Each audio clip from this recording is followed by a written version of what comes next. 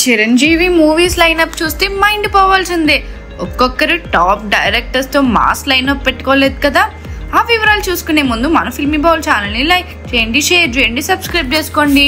Hello movie lovers, బోలా Shankar flop తర్వాత megastar Chiranjeevi సినిమాల విషయంలో చాలా క్లియర్ కట్ గా ఆలోచిస్తున్నారు. విశ్వంబర సినిమా తర్వాత మెగాస్టార్ లైనప్ చాలా స్ట్రాంగ్ గా ఉంది. అనిల్ రావుపూడితో ఓ సినిమా చేస్తున్నారు చిరు. జూన్ లో ఈ సినిమా సెట్స్ పైకి వెళ్తుంది. సంక్రాంతికి విడుదల కానుంది. ఆ తర్వాత బాబీతో మరోసారి సినిమా చేస్తారు. చిరు బాబీ కాంబోలో వాల్తేరు వీరయ్య వచ్చిన సంగతి తెలిసిందే. చిరు కెరియర్ లోనే అతిపెద్ద కమర్షియల్ హిట్ ఈ సినిమానే. ఇప్పుడు మరోసారి వీరిద్దరు జత కట్టబోతున్నారు. మరోవైపు దసరా ఫ్రేమ్ శ్రీకాంత్ ఒడేలాతో ఓ సినిమా ఉంది. అధికారిక ప్రకటన కూడా వచ్చేసింది. అయితే శ్రీకాంత్ ఈలోగా నానితో ప్యారడైజ్ మూవీ పూర్తి చేయాలనుకుంటున్నాడు. ఆ తర్వాతే మెగాస్టార్ సినిమా ఉంటుంది. ఇక వీళ్ళే కాకుండా ఈ వెంకీ అట్లూరి కూడా చిరంజీవికి ఒక కథ వినిపించారని సమాచారం అందుతుంది.